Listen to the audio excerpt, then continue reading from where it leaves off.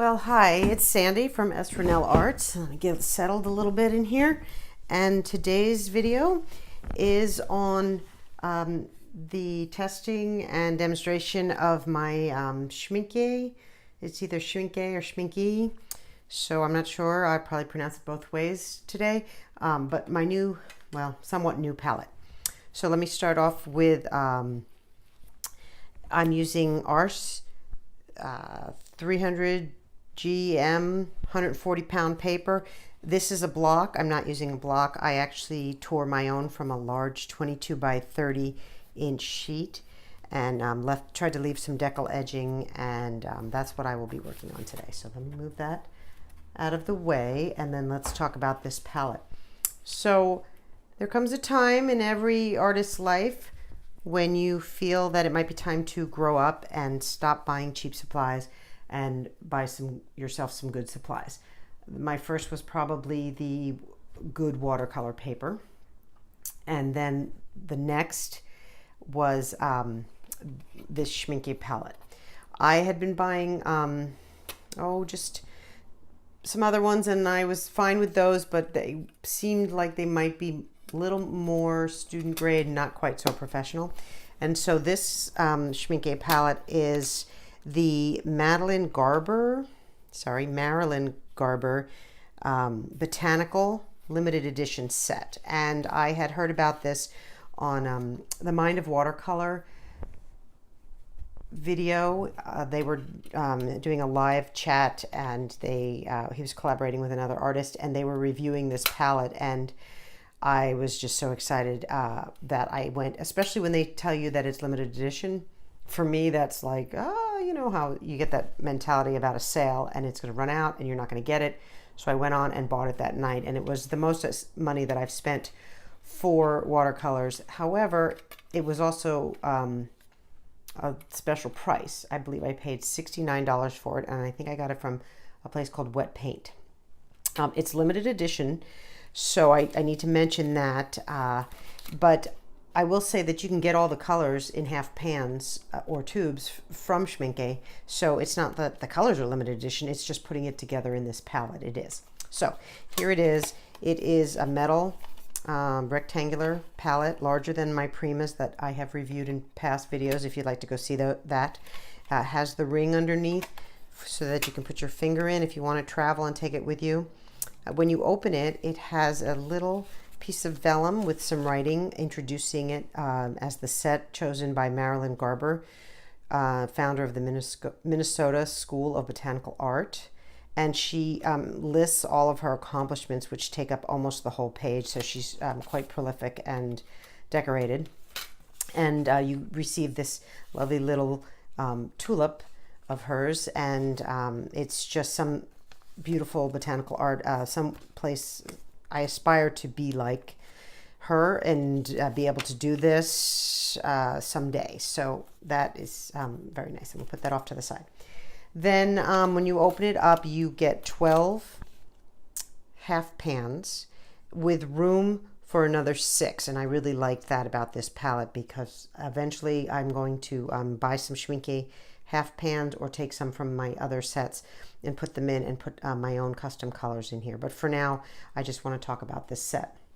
So it didn't come with a card. I made my own. I took some artist paper and cut out and made myself a little card there to help me. But I'm going to take that off the camera for now so we can really focus on just this little set.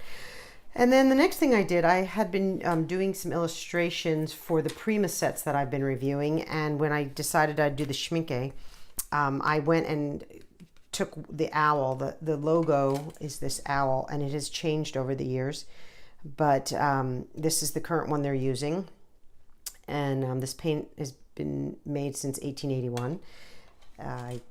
I kind of want to say it's made in Germany, but that would be completely me guessing. I probably should have researched that, but I didn't. Anyway, so I took a little close to that on this owl, and then I went and found some other owls and did my own version of the sketches. I did it first in pencil, so you can definitely see some pencil that I didn't erase well and smudged. Went over it with my micron marker, and we're going to go ahead and swatch out these colors.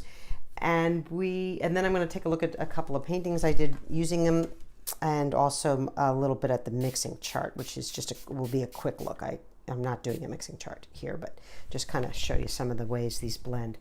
So I spritzed my palette. I've got it all cleaned off here. And while I'm getting these colors ready, I'll talk a little bit about this. So again, this was the first real expensive palette that I bought. In my mind, expensive. Still about half the price if you were to go try to make your own palette. But for me, it was, like I said, first one that was kind of expensive. And I felt that being a bit of a hoarder, I didn't want to open it. So for months I sat on this. I used all my other paints, and then finally I decided to just break it open and go. All right, and so while this first one is their lemon yellow, and I'm just going to do a quick check to make sure that I'm actually on camera. Yes, no worries. I have made a few of these reviews, and I've made plenty of mistakes when I'm recording, including not having enough phone storage and not having it in landscape mode. And so now I'm a little paranoid that I'm going to do this whole thing and end up having to reshoot it, which I have for a number of the other ones. All right, so that's the lemon yellow. And if you've seen me demo before, you'll see I'll come back and add some more pigment later after I get moving on a different one. So the next one is the Indian yellow. And if you can see the palette, you'll see that it has a huge hole in it because I use this for everything. I don't know what it is about this color. I think I've said it before. I live in the Pacific Northwest, though you will hear my Jersey accent the more I talk. But I live in Portland, Oregon, and we're in our rainy season now for the next 12 months. Just kidding, but the next at least 3 or 4 months, and you don't see the sun often enough. I literally use a sun lamp kind of thing, an aught light, to simulate sunlight so I don't get sad syndrome, which I do. It's not quite the name for it, but anyway, that's the Indian yellow. So I'm really attracted to the yellows and the oranges and anything that seems bright and sunny and all that. All right, so let me go back in and just add just a big old touch of this lemon yellow just to darken it up a little bit and see what we get. All right. My next one is Cobalt Azure. I don't know where I went there. I was trying to do an accent. All right. We'll get this nice and clean. I just want the pure blue and not the whatever color orange I have sitting there. All right, this little guy is the Cobalt Azure. Let's see. While I'm doing these are a little larger than the ones I have done for the Primas. It's a larger palette, and the owl, I just drew them larger and twice the size and kind of like that. So I think I'll leave that out there and maybe give him a blue branch. I'll put him on a nice dark blue branch. Okay, so let's get that.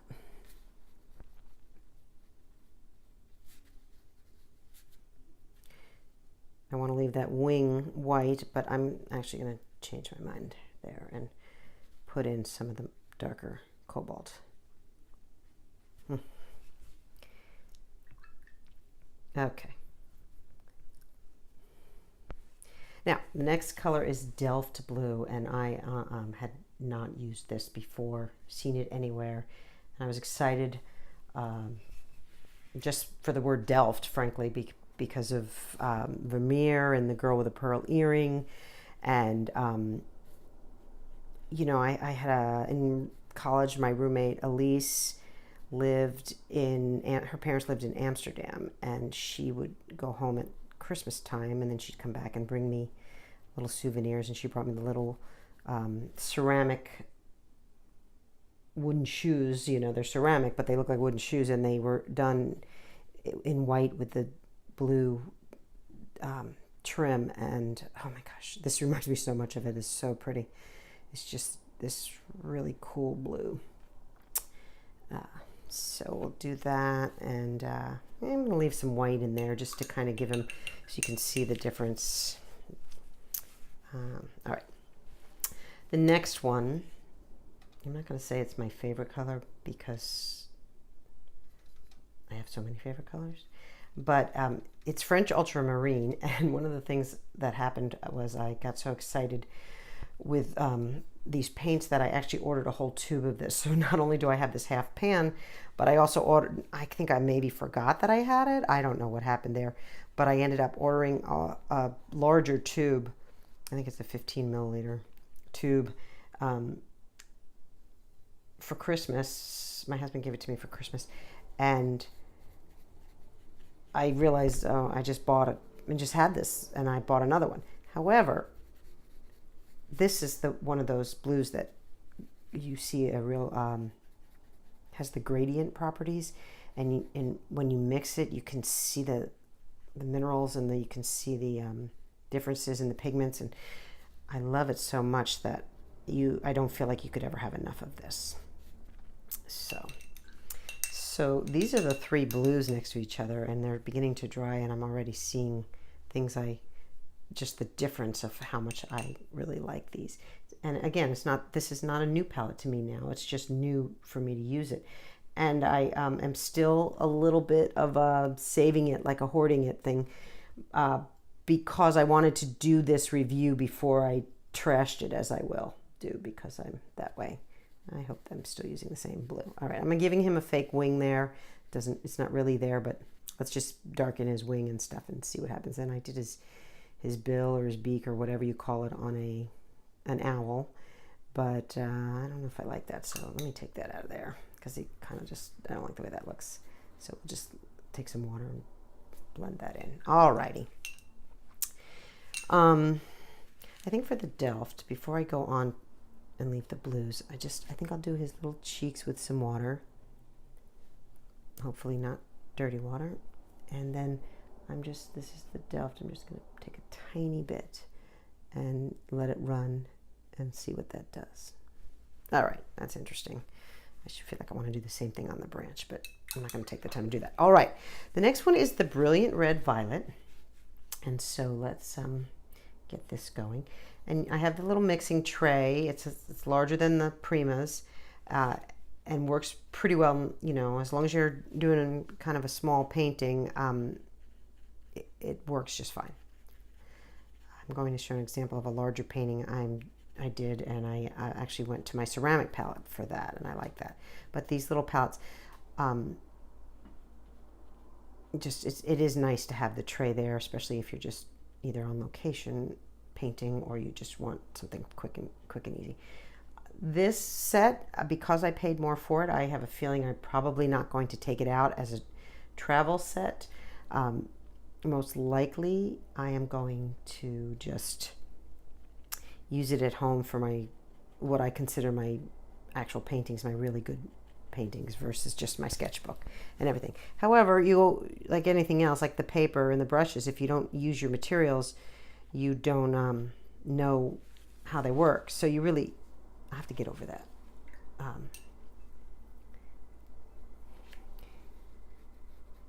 right.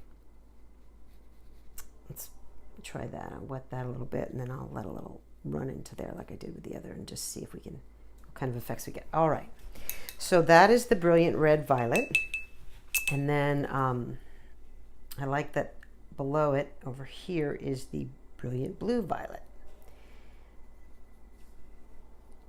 And I'm not sure what they do when they make these pigments, but it is definitely, there's the red and there's the blue, and I want to talk a little bit about how I use these, but I think I need the painting in front of me in order to do that. So I think I'll wait on that. All right, so there's the Brilliant Blue.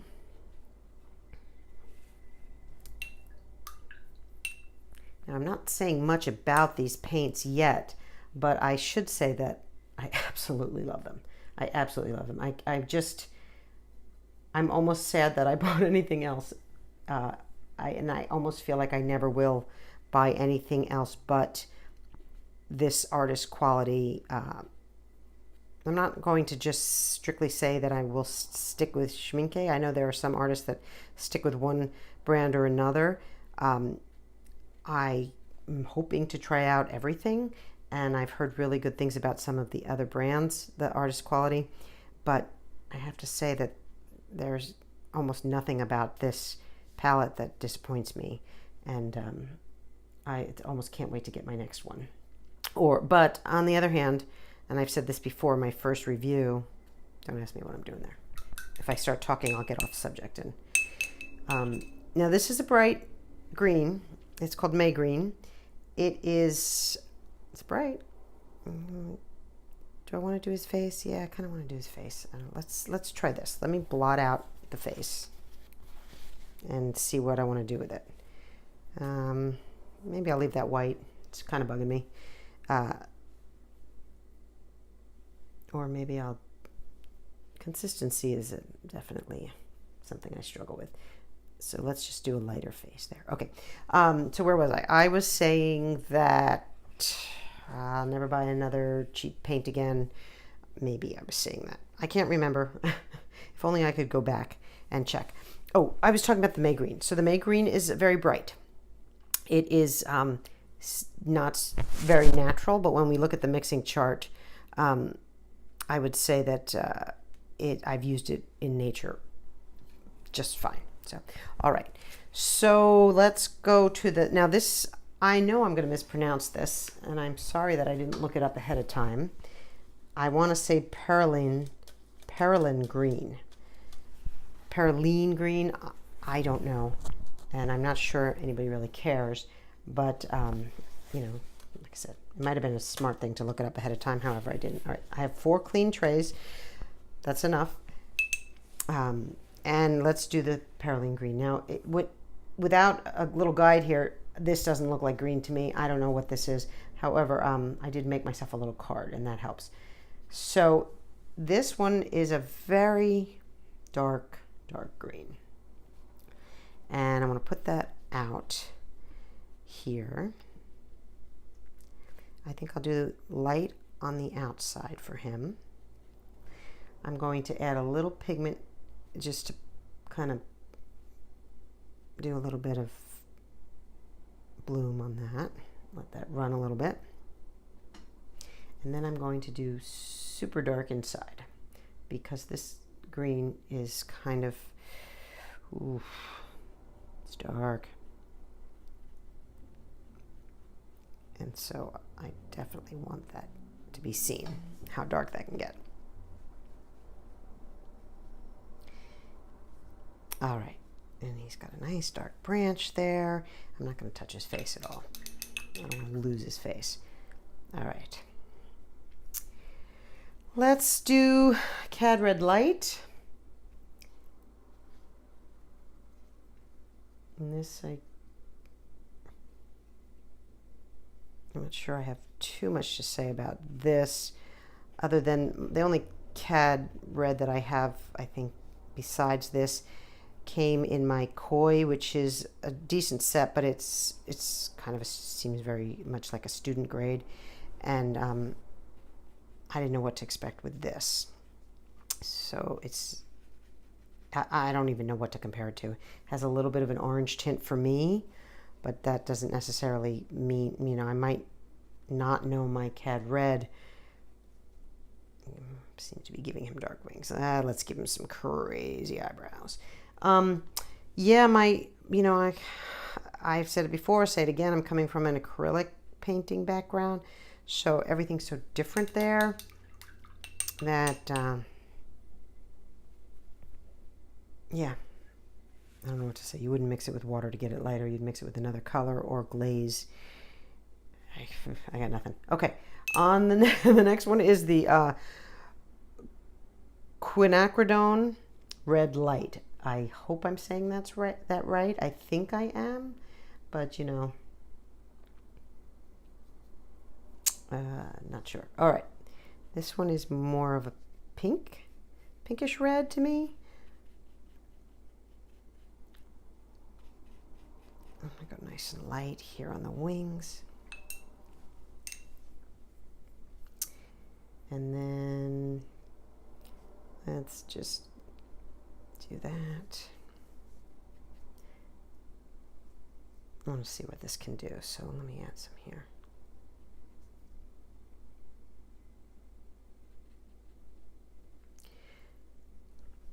Alrighty, little guy. All right, and then my last one is the Ruby Red Deep. That's my little Schmincke, I don't know. So that one is the logo. And this one, when they say Ruby Red Deep, they are not kidding. So let me really get this watered down because this is deep.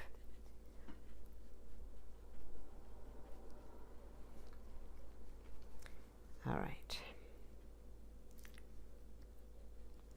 So get a little tail here. Clean this off. And then I'm just going to take a little bit of water on the chest over here and see if I can get this kind of light. And just do some little touches, little blooms. Then I will move this off to the side, let it dry as naturally as I can let it on its own, and come back and we'll take a look at what we've got. I think though I need to do a couple of things. I'm going to boost up the Indian yellow just a tiny bit. Maybe we'll do his little wings. I'll do his wings and his tail a little bit. All right. I love these paints. I love these paints. I love watercolor and I love these paints. And I think the only other thing I might want to do is I want to do the French ultramarine. So 1, 2, 3, 4, 5. It's the 5th one over. It's right here. And I'm just going to do a little bit more. We'll give him some wings and feather looking thing. Just to mess with him so we can get a little of that darker in there. And the Delft. Why not? Let me try a little tiny bit of the Delft. So that's the 4th one over. All right. I'll do his tail as well, just to get that in so you can see how dark this can go. 4th, right, all right, and his wings. All right, I'm just messing with him a little bit. Okay, all right, I'm going to put this off to the side, take a look at what I've actually painted using this set, and then we'll come back and hopefully it'll be dry enough that I can talk about it. All right. So the first thing I did is when I got this was I wanted to test it out, so I made myself a mixing chart. This is not a great mixing chart. I certainly would never do a video like this. I need to test this out, but I wanted to try it on my own. So I put what I could fit at the top. I went from lemon yellow and I made it to brilliant blue violet and then went, you don't know how to make a mixing chart? Why don't you not do this? However, by that point I was already, you know, in for a penny, in for a pound. So down the side, I did from lemon yellow all the way down to ruby red deep. And then I was able to get most of it mixed so I could see. So a couple things I just want to point out for the lemon yellow. It's a lot darker than the Winsor Newton professional lemon yellow that I got for Christmas, which I like. I like being able to have the darker one and the lighter one. It's nice. The Indian yellow, probably one of my favorite colors, cobalt, the Delft, and the French ultramarine. Okay, so when I went down, what I did was I did the mixing, and just some of the things I wanted to point out was watching the pigment. So if you mix with French ultramarine down here with the quinacridone red light, you could see the blue. Same with the ruby red deep. I could see the gradient color, I can't think of the name. I could see the blue in there whenever I mixed it, and this is kind of one of my favorite things to see. I'm really coming from a mixed media background, sort of. I love the texture that this provides. And you know, maybe you don't want it all the time, but there are certain things when you would want that texture, so that shows up. And the cobalt does the same thing. I can see the cobalt here, got that a little wet. I can see the cobalt separate, and that makes me happy. And here's the cobalt with the Indian yellow, and seeing that color was just very beautiful to me and inspirational. So what I did was I went, let me set that aside, and I went to do a winter scene, and I, you know, went for my good paper, and I taped it off, taped it down, taped it off. I'm using washi tape, and I'm starting to remove it, but I haven't finished this yet. As usual, I put things aside and come back to them, you know, show me an artist who doesn't. I don't know, there might be people like that. But I wanted to try this out, and I wanted to use a very limited palette. So I believe I used lemon yellow, Indian yellow. I think I used well, see now, here's what I did. I actually went for what I saw on my mixing, and I went for the cobalt azure, because I think I'm saying that differently every time, because I really like this aqua color that it made, and I wanted that in my painting, so I did that. I did use the Perylene green for the, hopefully you can see this whole thing, for the pine tree. And then, what did I use for the brown?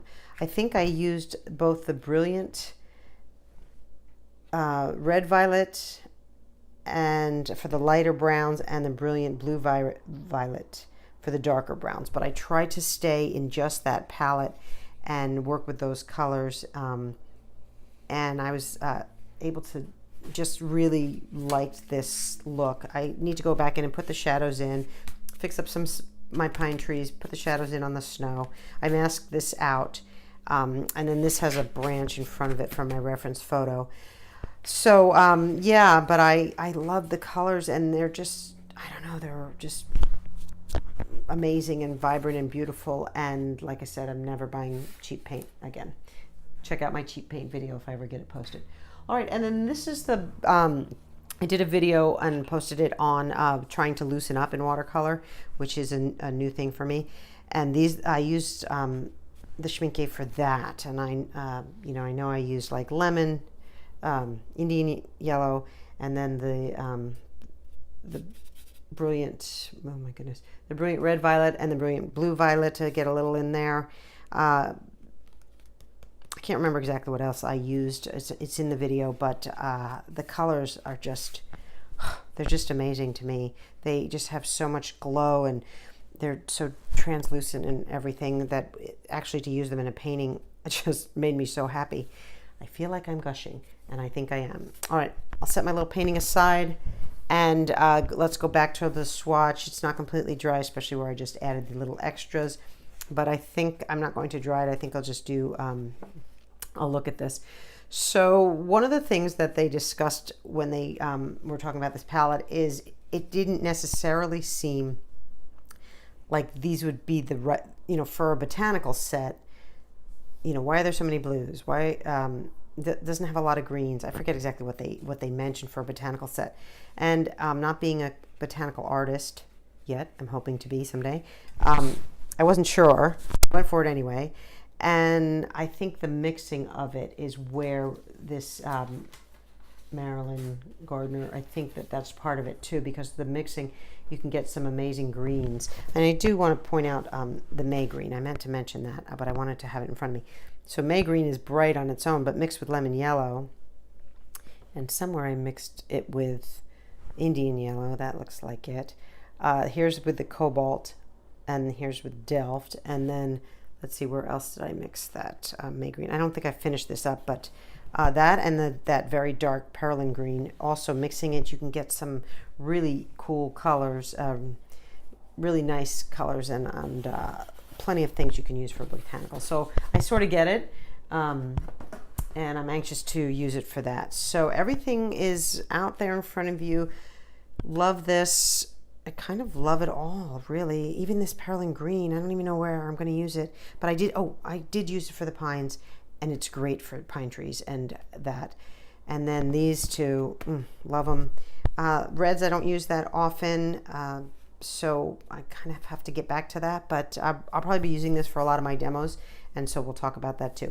And then the last thing I want to point out is my favorite, which is the gradient nature of the French ultramarine, which they might all do that, but this one is just so amazing when it does it that I kind of want to look at it all day long. All right, so thank you for watching. Hit thumbs up if you like what you see, and please subscribe.